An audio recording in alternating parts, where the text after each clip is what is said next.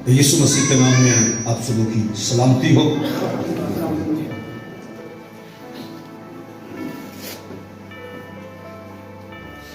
पुर्सुइंग of holiness, पाकीज़गी की तालीम। तो तालब के बारे में बाइबल सिखाती है कि उसका तालब किसी चीज का मुहताज ना हो। जब हम पाकीज़गी की तलब करेंगे तो हमें जरूर पाकीज़गी अता करेगा। आमीन जी। पाकीज़गी के तरफ से हमने बहुत सी बातें सीखी और बहुत सी बातें सीखेंगे, जिसमें हमने सीखा कि कलाम खुदा कैसे आदमी को पाक करता है, और उसके बाद खुदा का इत्मीनान भी इंसान को क्या करता है जी, पाक करता है। और तीसरी चीज जो हम सीख रहे हैं वो है हक की ताबेदारी। आमीन। हक की ताबेदारी इंसान को क्या करती है जी, पाक करती है। और हक की ताबेदारी से हमने अपने दिलों को क्या किया है, पाक किया है, और उसी से भाइयों के लिए बेरिया मोहब्बत पैदा हुई है। और वो मोहब्बत सिर्फ ज़बान और कलाम ही से नहीं, बल्कि काम और खुशी के साथ हमें करनी है। तो आए हक की ताबेदारी का आज तीसरा हिस्सा, यूहन्ना की मार्फत लिखी गई इंजील।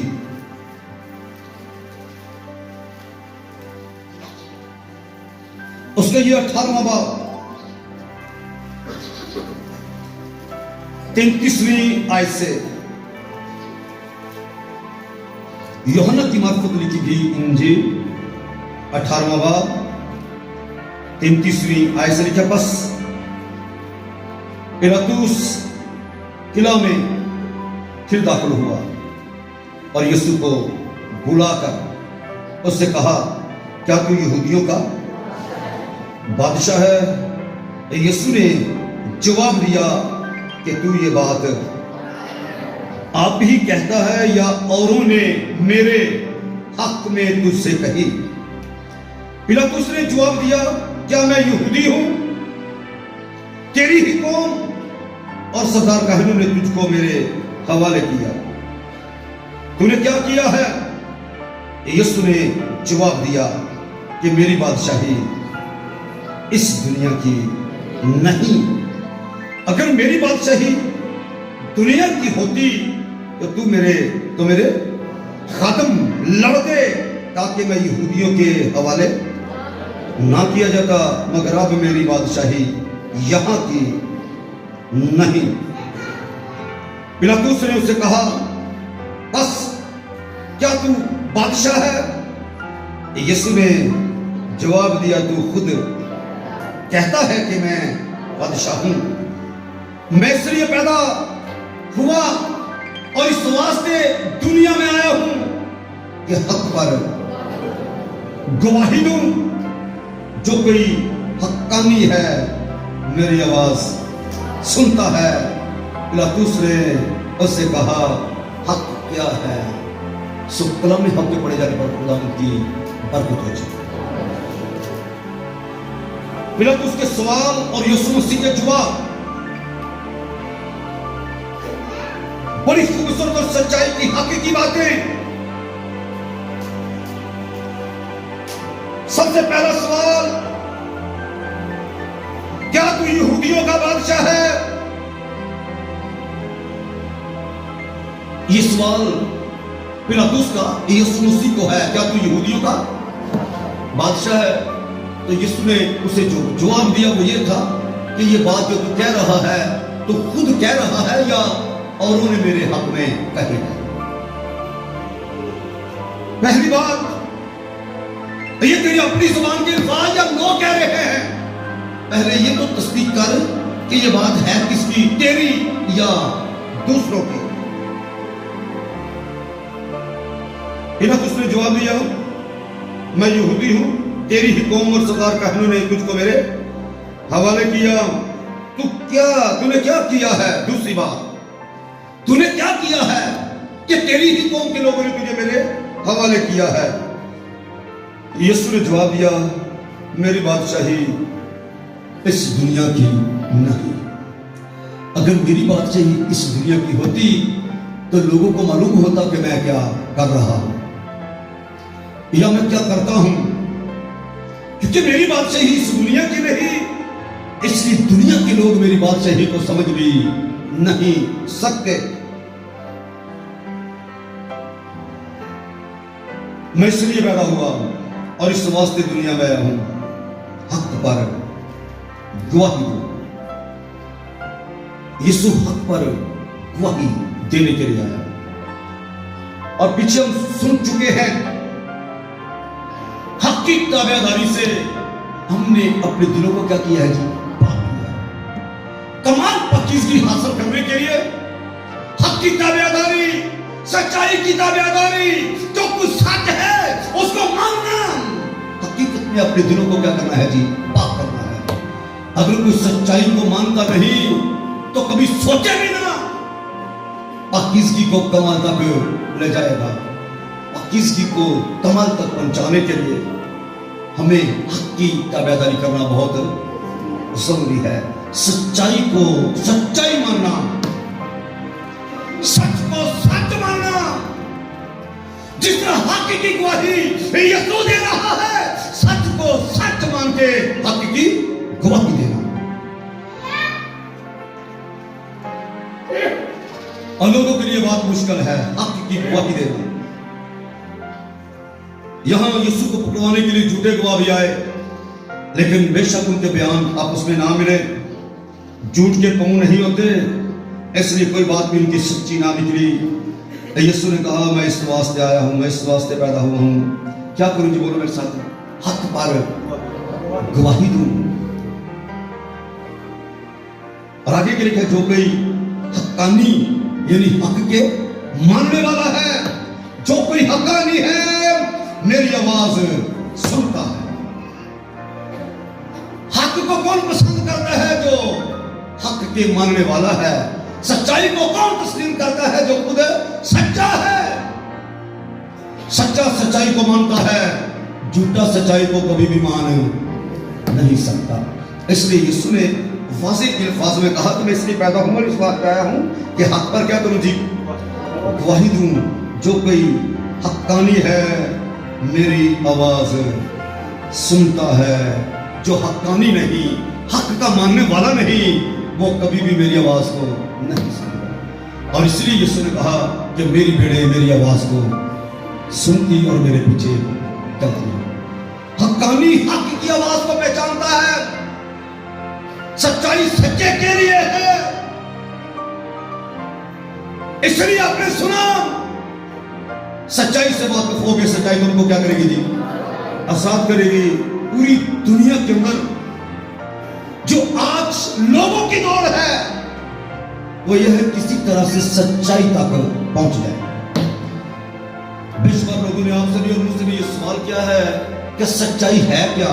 जैसे यहां पर पिलातुस ने भी कहा, पिलातुस ने उससे कहा हक क्या है। दुनिया सवाल करती है हक क्या है, सच्चाई क्या है, सच्चाई कैसे आजाद करती है।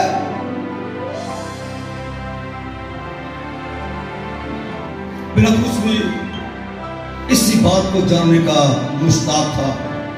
और आज भी बेशुमार लोग सिर्फ ये जानना चाहते हैं कि सच्चाई है क्या। और यीशु मसीह ने उन यहूदियों को जो यीशु मसीह पर ईमान ले आए थे, उनसे कहा, जो शागिर्द बन चुके थे उनसे कहा, सच्चाई से वाकिफ हो गए तो सच्चाई तुमको क्या करेगी जी, आजाद करेगी। ये उन लोगों की बात है जो यीशु मसीह पर ईमान ले आए थे। निकल मेरे साथ सुने जरा गौर से इस बात को, ताकि हमें मालूम हो जाए। यूहन्ना की मार्फत लिखी गई इंजील 8वां बाब 3 ऐसे पढ़ रहा हूं जी, सुने गौर से।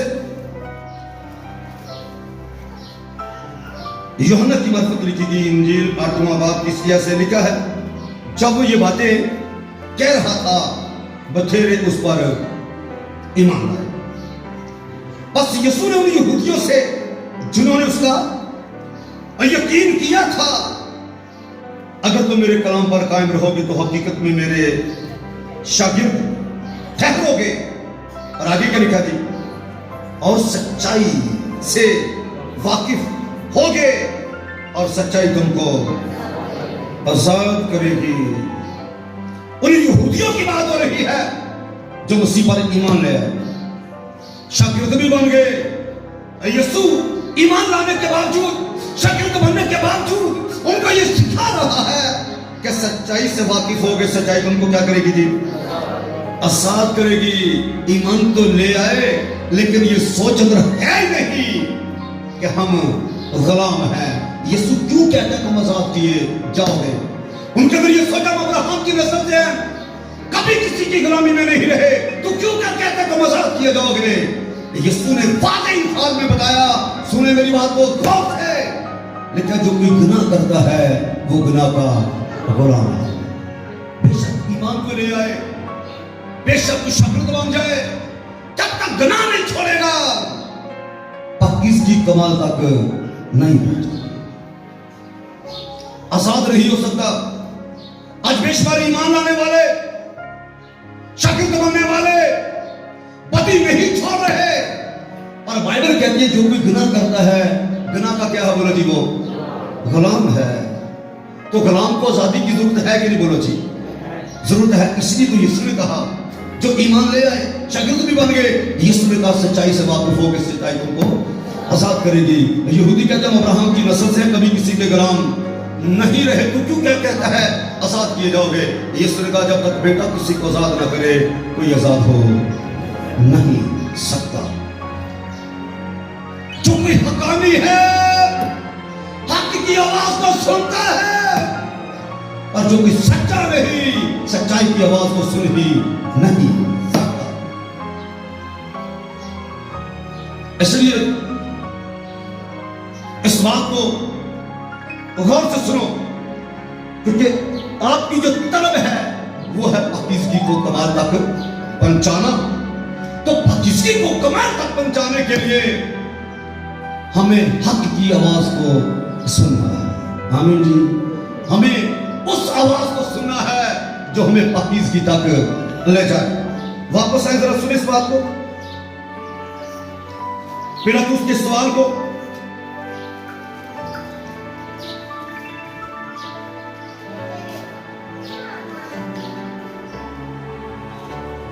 और यहां पर ये 28वीं आयत, बल्कि 38वीं आयत में लिखा है, पिलातुस ने उससे कहा, क्या लिखा जी?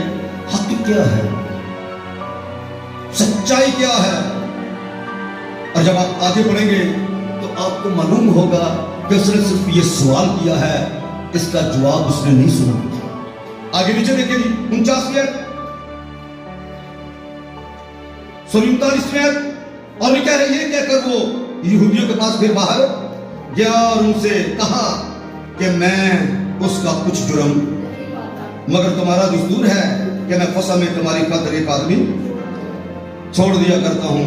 बस क्या तुमको मंजूर है कि मैं तुम्हारी खातिर यहूदियों के बादशाह को छोड़ दूं? ये कहकर यहूदियों के पास बाहर चला गया। यहां गौर बात सुने, लोग हक को जानना चाहते हैं लेकिन सुनने की बर्दाश्त नहीं है। और इसके बारे में, यीशु के बारे में काइफा काहे ने गवाही देते हुए बड़ी खूबसूरत बात कही। आए जरा उसको भी सुने ताकि हक की सही समझ में मिल जाए। 18वां बाब है,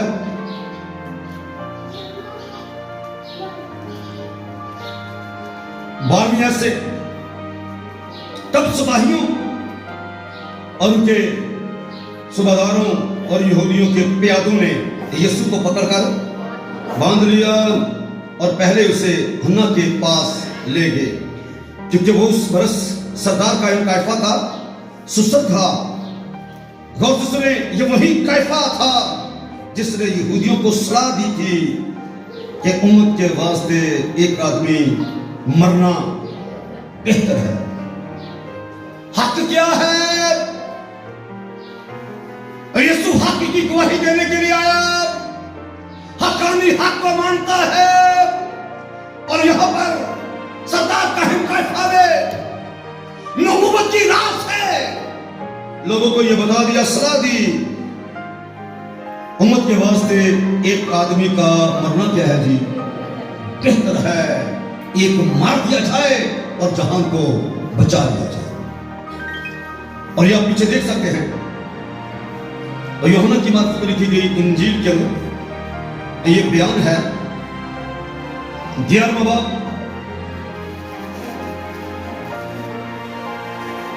यूहन्ना की बात को लिखी गई इंजील उसका 11वां बाब 49वीं आयत से लिखा है, और उनमें से काइफा नाम एक शख्स ने जो साल आगे करके जिस सरदार काहिन था उनसे कहा, तुम कुछ नहीं जानते और ना सोचते हो कि तुम्हारे लिए यही बेहतर है कि एक आदमी उम्मत के वास्ते मरे, ना कि सारी कौम हलाक हो।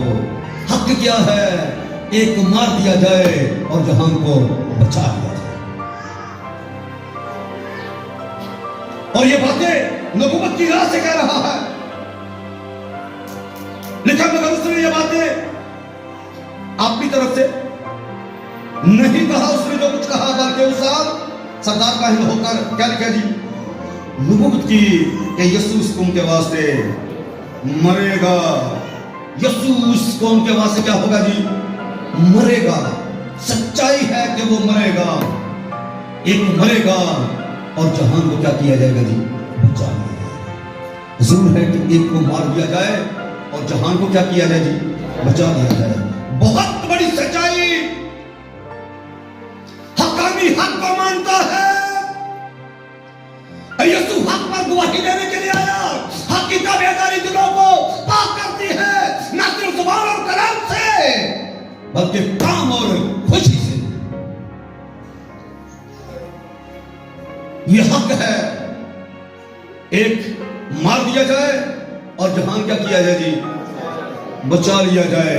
कैफा काहिन ने उस साल सरदार काहिन होने के नाते नबूवत की राह से ये बातें की थी, एक मार दिया जाए और जहान बचा लिया जाए। और मरने वाला भी ऐसा हो जिसकी साथ में कोई गुनाह ना हो। शरीयत का तकाजा पूरा करने के लिए आंख के बदले आंख और दांत के बदले दांत और इंसान के बदले इंसान हो। और इंसान भी ऐसा हो जिसकी साथ में कोई गुनाह ना हो। तुम कुछ नहीं समझते, तुम कुछ नहीं सोचते। जरूर है एक मार दिया जाए और जहान क्या किया जाए जी, बचाया जाए। और मरने वाला कैसा हो, बोले मेरे साथ जी, जिसकी जात में कोई गुनाह ना हो। आसमान और जमीन पर नजर करके देखो, आपको कोई ऐसी हस्ती नहीं मिलेगी जिसकी जात में गुनाह ना हो, क्योंकि हर कोई आदम के तुम से है। एक ही जात है और वो अल्लाह ही जात है और वो खुदा का कलमा है, जो इंसानों से इंसान नहीं, जो खुदा में से निकला और आया है, उस पाक जात में से आया है जो खुदा के जलाल का प्रताप है। और वो अंधे के खुदा की सूरत है। एक है जो मोहरों को खोलने के लायक है, एक है जो जहान का कफारा देने के लायक है, एक है जो जहान का इब्जी बन जाएगा। इसको मार दिया जाए और जहान को बचा दिया जाए। उन्होंने पकड़ा और जिंदगी के मालिक को क्या कर दिया जी, मसरूफ कर दिया।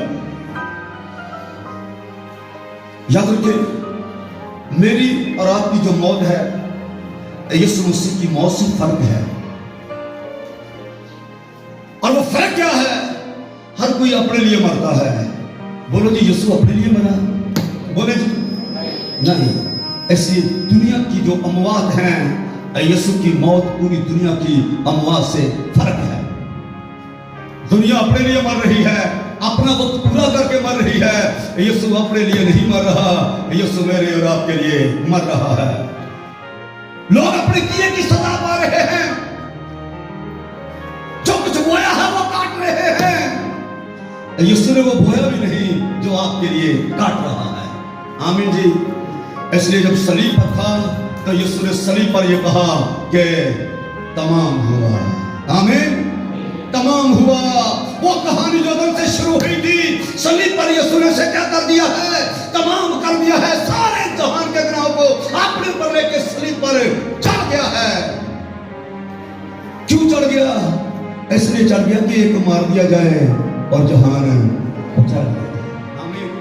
आपके लिए खुशखबरी यह है, और किसी को कमाल तक पहुंचाने के लिए इस सच्चाई को मानना होगा कि वो मेरे लिए मसलूब हुआ है। आमीन। हक की पहचान तक पहुंचो। हक ये है कि उसने कोई गुनाह नहीं किया, उसकी जात में कोई गुनाह नहीं है। आसमान पर फरिश्तेगान उसे कदूस कदूस कदूस कह के पुकारते हैं, इसलिए उसे कदूस कदूस कहा जाता है। उसकी जात में गुनाह नहीं है, क्योंकि वो इंसानों में से इंसान नहीं है, इसलिए उसे आसमान पर भी कदूस कदूस कहा जाता है और जमीन पर भी लोग उसे कदूस कदूस कदूस कह के पुकारते हैं। वो कदूस है। जो आपके लिए हुआ है वो कदूस है। जो गुनाह से वाकिफ न था वो आपके लिए गुनाहगार बन गया और सलीब पर हमारे लिए क्या हुआ जी? मर गया और फिर दफन किया गया। गौर से मेरी बात को सुना। जब यीशु कब्र में रख दिया गया, 3 दिन 3 रात यीशु मौत के कब्जा में रहा है। सुने, पूरी सजा जो जिंदगी का मालिक है वो मौत के कब्जा में रहा है, ताकि आपकी पूरी सजा आपकी खातिर वो भुगते। उसने पूरी सजा दी है। 3 रात दिन जिंदगी का मालिक, दुनिया को जहान पर जिंदगी देने वाला खुद मौत के कब्जा में रहा है। पर अगर यीशु मौत के कब्जा में ना जाता तो कभी ये सोच ही नहीं बन सकती थी कोई आसमानी जिंदगी भी है। आमीन। पर मौत के कब्जे में 3 रात और 3 दिन रह के वो कब्जे में ही ना रहा, बल्कि वो तीसरे दिन मौत के बंद खोल के मुर्दों में से जी उठा। आमीन। और ये मुकम्मल कफारा है कि वो मुआ है और मर के जी उठा है। ये सच्चाई है। यीशु ने कहा जो कोई हकानी है वो मेरी बात को सुनता है, उसकी आवाज ये है कि वो मुआ है और तीसरे दिन मुर्दों में से जी उठा है। पूरी सजा लेके वो मुर्दों में से क्या हुआ है जी? जी उठा है। अब मुझे ये बताओ, यीशु के ऊपर गुनाह यीशु के थे कि हमारे थे? हमारे थे। तो जब एक बार किसी गुनाह की सजा मिल जाती है तो दोबारा उसकी सजा होती है? बोलो जी आप। ऐसे नहीं बोलना, समझ के बोलना है। जब एक बार किसी गुनाह की सजा किसी को मिल जाए, अदालत उस गुनाह की सजा दोबारा किसी को देती है? बोलो जी नहीं देती। तो आपके गुनाह की सजा यीशु ले चुका है, दोबारा कोई सजा आपके ऊपर नहीं है। आमीन। हक की आवाज को पहचानो, ये हक है कि यीशु बाप के वास्ते हुआ है और आपके वास्ते ही मुर्दों में से जी उठा है। तो यीशु ने वाज़ेह अल्फाज में यह कहा।